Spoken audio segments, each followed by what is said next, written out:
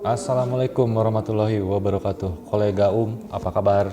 Semoga kalian dimanapun berada selalu dalam keadaan sehat dan baik-baik saja ya. Hari ini akan membacakan sebuah puisi berjudul Rindu Pulang. Tentang apa sih? Ya langsung aja si bacakan. Jiwa ini ingin melesat untuk menjelajah, hidup ini semakin gila mereduksinya, berkala mengekstraksinya menjadi sampah. Jiwa ini sangat ingin memeluk semestanya di sana.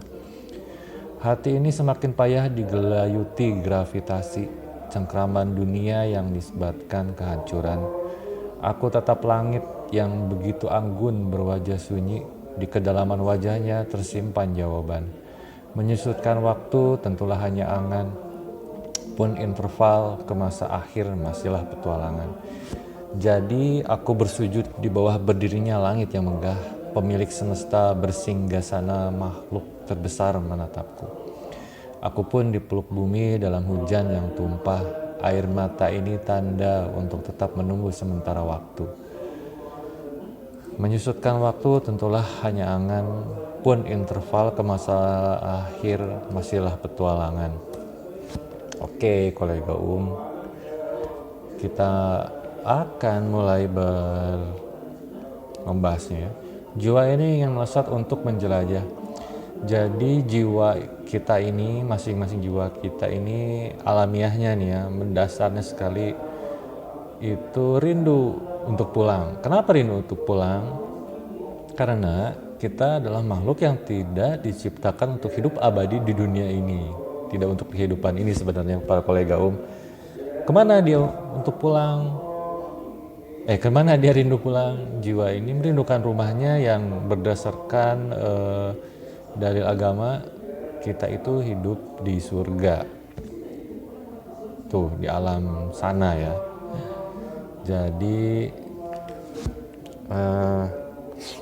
Jadi kalaupun ada yang betah nih di dunia ini, nah itu sudah terkotori jiwanya ya. Wow. Hidup ini semakin gila mereduksinya. Jadi kehidupan di dunia ini dengan segala macam godaannya dan rayuan gombalnya ya kolega sebenarnya itu mereduksi kita, mereduksi jiwa kita, mereduksi diri setiap kita. Kenapa?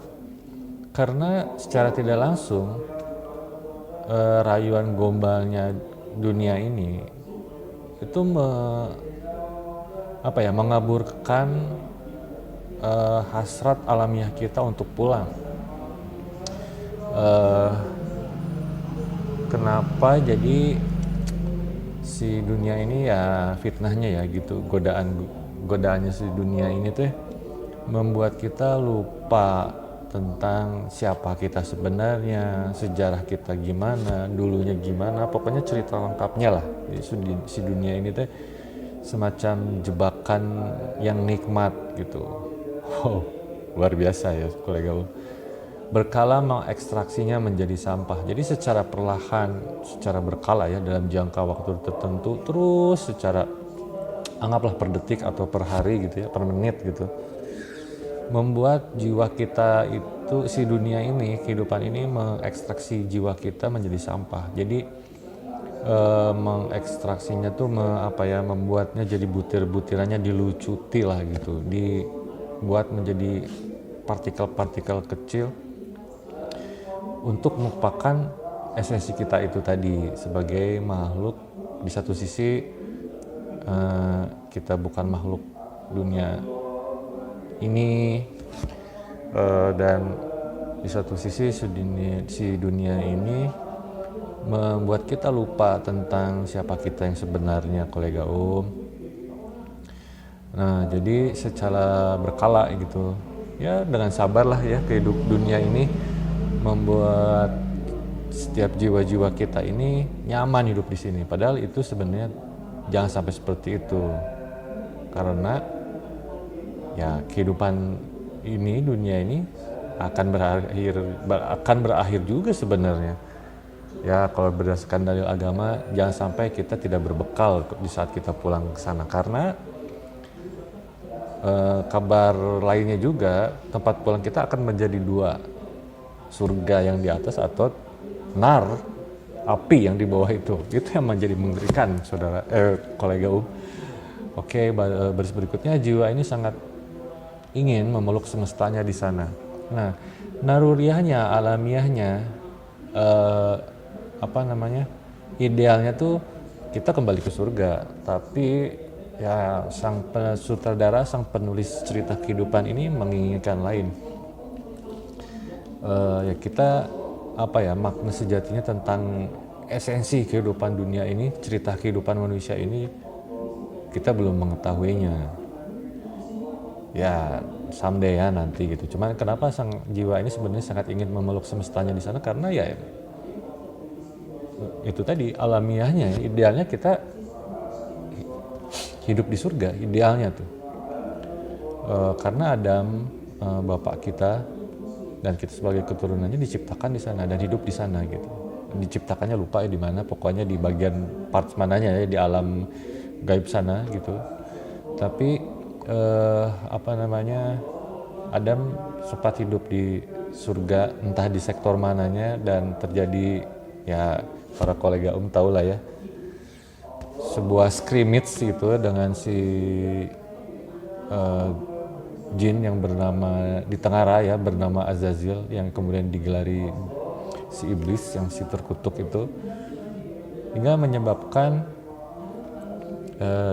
Adam diturunkan ke dunia ini di langit yang ditengarai di langit paling bawah lah gitu.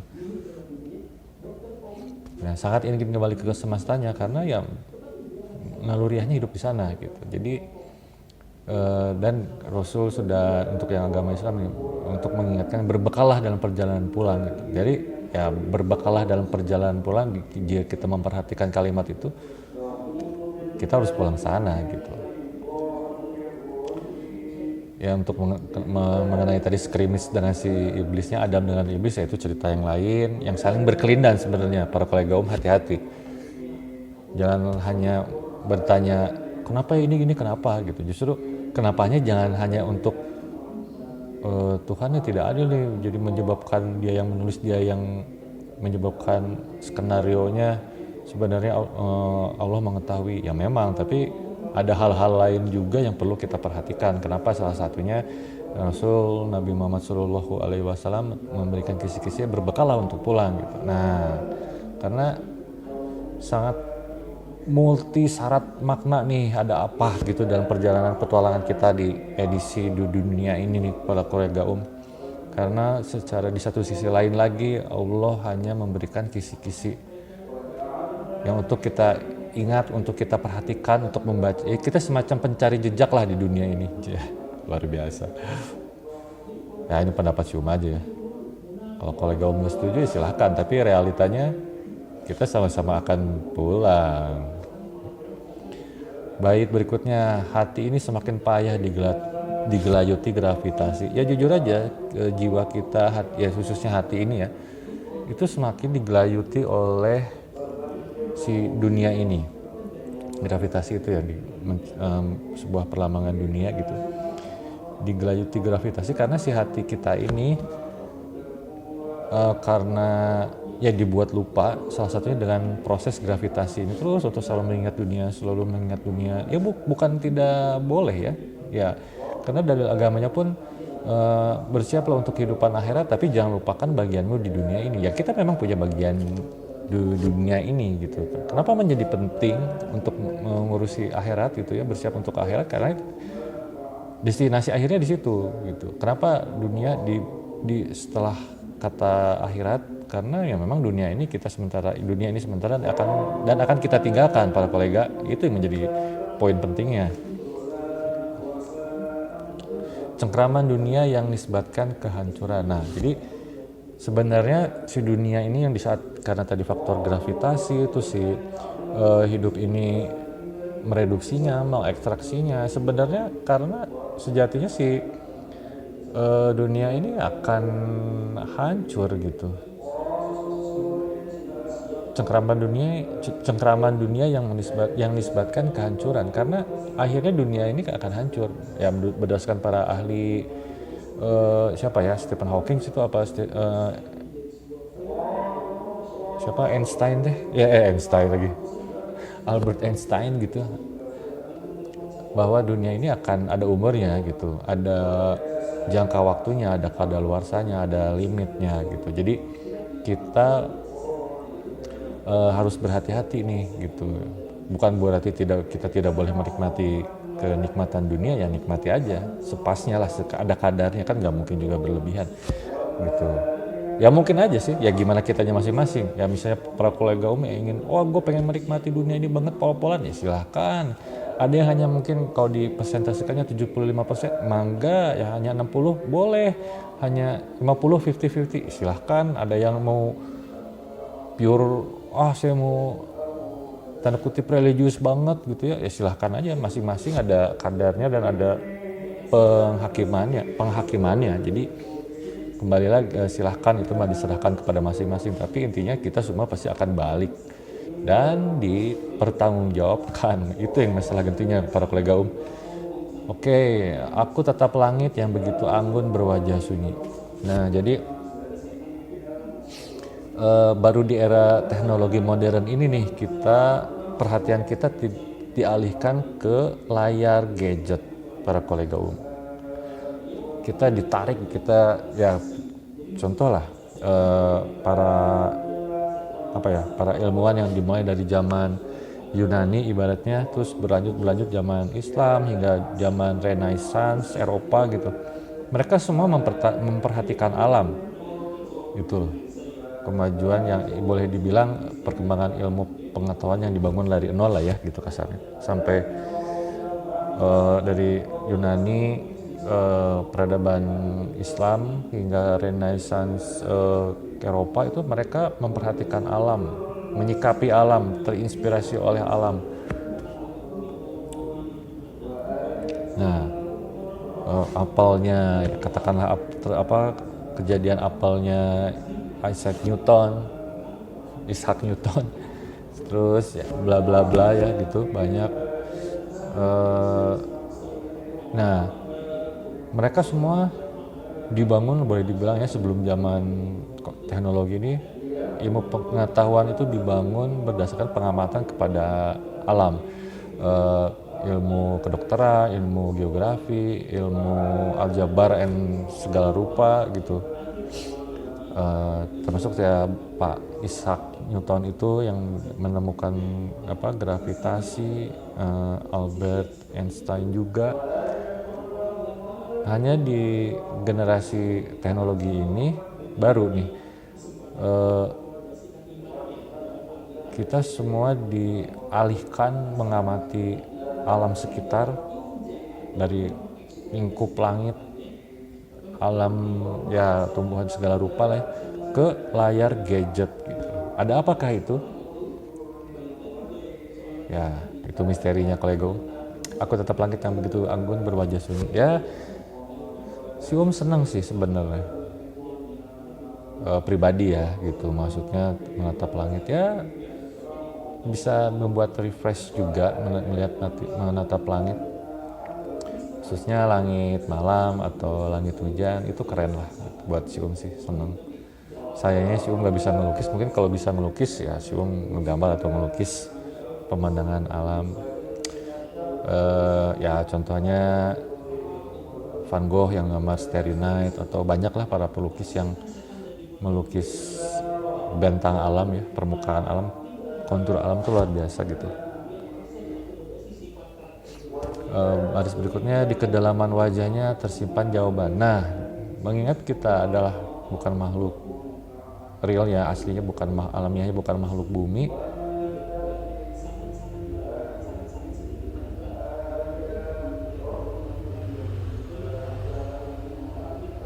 namanya di kedalaman wajahnya tersimpan jawaban. Langit itu menyimpan misteri yang luar biasa, karena sejatinya kolega berlanjut lagi, mohon maaf tadi teriklan sedikit ya. Ya di kedalaman wajahnya tersimpan jawaban, itu berarti ya langit itu menyimpan misteri yang kita akan lewati karena di sanalah gitu ya, nggak tahu ya setebal apa langit itu aslinya, sejauh apa, disitulah tersimpan jawaban kita. Yang karena apa ya, ya contoh lah sedikit melenceng, Galileo Galilei yang mengamati Jupiter kalau nggak salah, yang sampai berseteru dengan pihak gereja gitu, dengan segala rupa lah dia, karena mengamati langit gitu, dia mencari jawaban lebih jauh lagi dari kehidupan ini gitu. Nah kita yang udah tahu banyak hal nih ya setelah era Galileo itu,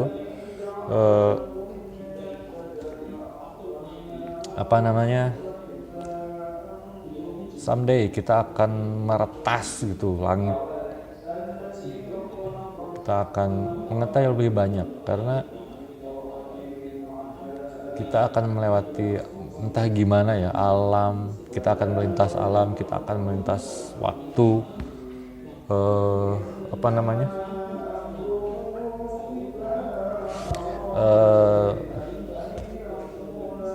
karena kita di sini ya, di dunia ini yang ada di langit paling bawah ini katanya ya kita akan ke atas melintas waktu, jarak entah gimana prosesnya ya. Di sini bukan tempat mencari jawaban gitu, karena di sini tempat kita ya berbekal tadi itu dengan segala kerumitannya yang luar biasa. Oke, ke bait berikutnya kolega menyusulkan waktu tentulah hanya angan. Jadi untuk mengetahui jawaban itu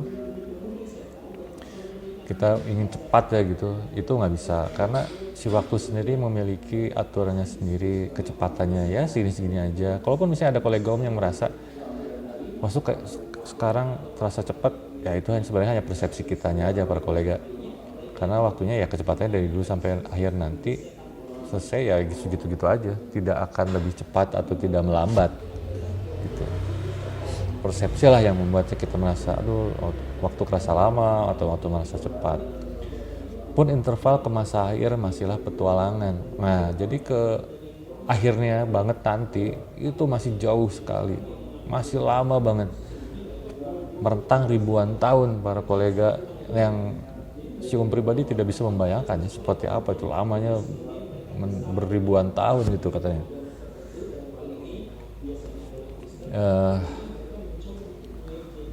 Karena ya pun interval ke masa akhir masihlah petualangan, yaitu petualangan kita nih. Kita di dunia ini sebenarnya kita sedang bertualang dalam hal ya Nabi Muhammad menggambarkan, mewartakan, mengkisi-kisahkan bahwa ini adalah momen kita berbekal untuk ke petualangan berikutnya yang adalah alam kubur atau alam barzah. Para kolega hati-hati nih ya. Jadi sejatinya kita memang diturun ke dunia ini adalah petualangan untuk kembali ke rumah kita nanti di sana, menghadap Tuhan kita, Rob kita. Itu petualangan ya, berhubung temanya juga di kehidupan ini adalah petualangan, itu merentang jarak yang sangat jauh, perjuangan sekali. Dunia ini ada cobaan yang salah satunya tadi si gambarkan, menurut versi adalah dunia yang sebuah fitnah, sebuah cobaan, sebuah tempat yang jebakan. Untuk kita ingat nggak nih sama kepulangan kita ingat nggak nih bahwa kita adalah petualang alam, petualang waktu gitu ya. Kita ingat nggak gitu, karena akhirnya masih jauh gitu. Jadi upaya kita untuk pulang ke akhir itu ada sebuah petualangan. Nah, hati-hati para kolega. Paragraf berikutnya. Jadi aku bersujud di bawah berdirinya langit yang megah. Nah, entah gimana nih si waktu itu ya nulisnya, pokoknya mungkin anggaplah si sedang down ya, lagi saradih lah para kolega. Si bersujud di bawah berdirinya langit yang megah. Jelas langit itu sebenarnya salah satu simbol kemegahan kehidupan ini, yang simbol kemegahan sang pencipta gitu. Karena kita nggak tahu ujungnya gimana, setebal apa, sedalam apa, itu seperti apa, itu misterius banget. Jadi megah juga ya, misteri juga, luar biasa soalnya kehidupan kita ini sebenarnya. Pemilik semesta bersinggasana, makhluk terbesar menatapku. Nah, jadi makhluk terbesar yang pernah Allah ciptakan adalah singgasananya, arsy-nya itu. Karena jadi di salah satu hadis Nabi ya, perkataan Rasul nih, dunia itu di langit pertama ini, di langit bawah ini, di langit kita ini nih, itu seperti cincin yang dilemparkan ke padang pasir. Perumpamaannya seperti itu. Nah, bumi di langit pertama ini. Bumi dan langit pertama ini di langit kedua itu seperti cincin yang dilemparkan ke padang pasir lagi. Nah, itu terus berantai sampai ke langit ketujuh. Nah, di atas langit ketujuh itu ada Sidratul Muntaha, yang seperti pohon bidara itu ya, yang Rasul gambarkan. Nah, itu si 7 lapis langit ini seperti satu cincin yang dilemparkan ke padang pasir itu lagi. Di atas Sidratul Muntaha ada laut yang sangat luas. Perumpamannya sama, langit 7 plus Sidratul Muntaha itu bagi laut itu seperti cincin yang dilempar ke padang pasir. Di atas laut itu ada arsy-nya Allah, singgasananya Allah. Oke, kalau lagi Om, kalau nanti sambungannya kurang rapih, ya tadi barusan ada gangguan lagi. Kita kembali lagi kalau lagi Om. Nah itu dia, jadi di arsy-nya Allah itu, semua di bawah-bawahnya, dari laut luas sampai langit pertama itu seperti cincin yang dilempar ke padang pasir lagi. Jadi betapa dimensinya sangat luar biasa, masif luas biasa para kolega Om. Luar biasa kan? Jadi ini benar-benar petualangan para kolega dari dimensinya alam semesta ini luar biasa, sangat besar, merentang entah satuan jarak yang seperti apa gitu. Nanti kita akan kembali pulang, belum ada alam-alam yang entah gimana yang berkelindan di antara alam-alam itu, seperti alam kubur, alam padang mahsyar, terus telaga Rasul, terus Sirat ya, entahlah pokoknya. Terus ke paragraf berikutnya nih, kalimat berikutnya ya, belum balik lagi nih kolega. Pemilik semesta bersinggasana menatapku ya. Jadi di singgasana itu Tuhan semesta alam, pencipta kita memperhatikan masing-masing kita ya, khususnya Om di sini, si Om sendiri di sini. Pasti dia melihat, karena dia tidak pernah melewatkan lah, karena Rob kita itu tidak pernah ngantuk kan. Jadi selalu mengawasi masing-masing kita ya. Di dalam hal ini di puisi adalah si entah gimana harus merasanya sebenarnya diperhatikan sama pencipta kita, dengan segala kekurangannya si ini yang ya harap maklum lah kolega Aku pun dipeluk bumi dalam hujan yang tumpah. Jadi entah gimana si ini kehujanan berarti kolega. Aku dipeluk bumi dalam hujan yang tumpah. Menjadikan sekali nih si sampai kehujanan segala. Ya kayaknya momen-momen yang menyedihkan lah ya kolega Air mata ini tanda untuk tetap menunggu sementara waktunya. Jadi air mata dan si hujan itu produk dunia ini gitu. Jadi ya kita masih ada di sini. Kita masih menunggu ya momen masing-masing kita. Kita masih hidup, menunggu kematian kita untuk ke alam berikutnya yang entah kapan, entah gimana gitu. Jadi ya anggaplah si di sini lagi mengalami kesedihan, momen yang tidak mengenakan. Ya itu bukti si manusia yang punya mungkin keluhan, problem yang harus dialami, cobaan hidup, segala lupa, kalau kolega Allahu Akbar. Ya kolega berlanjut ke paragraf terakhir, menyusahkan waktu tentulah hanya angan. Itu tadi balik lagi, bila kita ingin cepat pengen berakhir, ya terpaksa kita masih harus menunggu kolega karena kehidupan ini punya aturan mainnya sendiri, punya waktunya juga yang tidak bisa dibaju mundurkan seenaknya. Kita lah masing-masing harus ikut kepada aturan waktu tersebut. Pun intervalnya ke masa akhir masihlah petualangan. Ya balik lagi. Ya ini sebagai pengingat buat pribadi dan para kolega juga nih.